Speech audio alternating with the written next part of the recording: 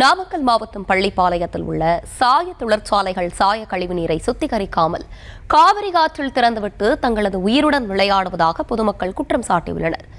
இளஞ்சிவப்பு நிறத்தில் வரும் குடிநீரை குடித்து பல்வேறு பாதிப்புகள் ஏற்படுவதாக கூறும் பொதுமக்களின் வேதனையை விவரிக்கிறது இந்த செய்தி தொகுப்பு.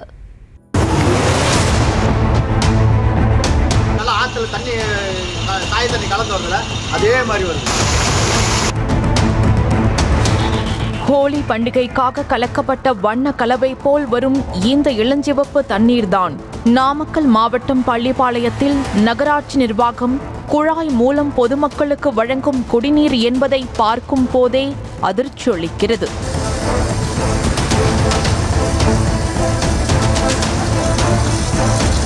பள்ளிப்பாளையத்தில் உள்ள சாய தொழிற்சாலைகளால் 25 ஆண்டுகளாக பாதிக்கப்படுவதாக கூறும் தேவாங்கபுரம் மக்கள் மழை காலத்தில் அதிகளவு சாய நீர் வெளியேற்றப்படுவதால் குடிநீர் இளஞ்சிவப்பு நிறத்தில் வருவதாக தெரிவித்தனர்.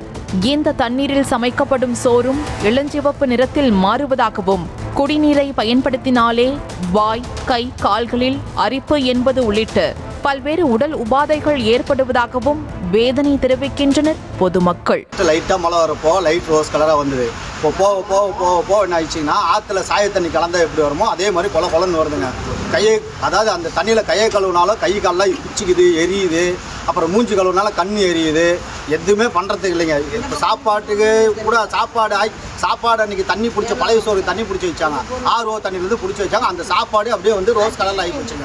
துணி துவைக்க கூட பயன்படுத்த முடியாத தண்ணீரை குடிப்பதற்கு எப்படி பயன்படுத்த முடியும் என கேட்கும் பெண்கள் பலமுறை புகார் அளித்தும் நகராட்சி அதிகாரிகள் வந்து பார்த்துவிட்டு செல்வதோடு மேற்கொண்டு எந்த நடவடிக்கையும் எடுக்காமல் இருந்தால் இது எங்கு கொண்டு போய்விடும் என்றே தெரியவில்லை என தெரிவித்தனர்.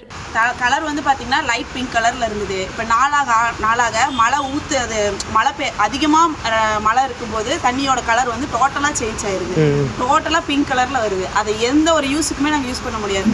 ட்ரெஸ்ஸே அதில் வாஷ் பண்ணாலுமே குழந்தைங்களுக்கு ஸ்கின்ல அரிப்பு ஏற்பட்டுக்குது. அதை நான் ட்ரெஸ் யூஸ் பண்ணுறதுக்குமே யூஸ் பண்ண முடியாமல் ஒரு எமர்ஜென்சியில் இருக்கிறோம். இதுக்குமே அதாவது இது இப்படியே விட்டீங்கன்னா இது எங்கே போய் முடியும்னு தெரியல. நான் குழந்தைங்களை வச்சிருக்கேன், கன்சீவ் ஆனவங்களும் இருக்காங்க. கடந்த ஆண்டே இதேபோல் குடிநீர் நிறம் மாறி வந்தபோது அப்போதைய மாவட்ட ஆட்சியர் கண் துடைப்புக்காக மட்டுமே ஆய்வுக்குழுவை அமைத்ததாக கூறப்படுகிறது. புற்றுநோய், தோல் நோய், எலும்பு தேய்மானம் என பல்வேறு பாதிப்புக்கு உள்ளாவதால் அதனை தடுக்க பல்வேறு போராட்டங்கள் நடத்தியும் கூட சாய தொழிற்சாலைகளை கட்டுப்படுத்தவில்லை என குற்றம் சாட்டிய மக்கள் தொழில் கெட்டுப்போகும் என நினைக்கும் அரசுக்கு மக்களின் உயிர் பற்றி கவலை இல்லையா என கேள்வி எழுப்பினர். சாய ஆலைகள் இங்கே 200க்கும் மேற்பட்ட சாய ஆலைகள், அனுமதி பெற்ற சாய ஆலைகள், அனுமதி பெறாத சாய ஆலைகள் தொடர்ச்சியாக இந்த பள்ளிப்பாளையத்தில் இயங்கிட்டு இருக்கு. போன ஆண்டுகளுக்கு இதே பகுதியில் ஒரு சிக்கல் ஏற்பட்டுச்சு. இதே போல தான் கலர் மாதிரியான சாய தண்ணீர் கலந்து வந்துருச்சு. அப்பொழுது இருந்த மாவட்ட ஆட்சித்தலைவர் திரு உமா அவர்கள் இதற்கான ஒரு ஆய்வுக்குழுவை உருவாக்கினார். ஒரு ஆய்வுக்குழு உருவாக்கி அதற்கான எந்தவித அதான் ஆய்வுக்குழு உருவாக்கப்பட்டது. அதுக்கப்புறம் அந்த கிணற்றில் இந்த தண்ணீர் வெளியேற்றப்பட்டது. அதன் பிறகு என்ன ஆகுதுன்னா அதுக்கப்புறம் மீதி எந்தவித நடவடிக்கை இல்லை. யார் அது சாயப்பட்டிலேருந்து எந்த சாயப்பட்டிலேருந்து தண்ணீர் கலக்கப்பட்டது எப்படின்னு அந்த மாதிரியான எந்த விஷயத்தையும் அவங்க வெளிப்படையான அறிக்கையை எந்த பற்றையும் மூடலோ அல்லது நடவடிக்கையே கிடையாது. தொடர் புகார்களின் எதிரொலியாக தற்போது அப்பகுதியில் மாசு கட்டுப்பாட்டு அதிகாரிகள் ஆய்வு மேற்கொண்டனர். பள்ளிப்பாளையம் பகுதியில் உள்ள சுமார் 20க்கும் மேற்பட்ட சாய தொழிற்சாலைகளிலும் மாசு கட்டுப்பாட்டு வாரிய அதிகாரிகள், சுற்றுச்சூழல் பொறியாளர்கள் மற்றும் பறக்கும் படை அதிகாரிகள் சோதனை செய்தனர்.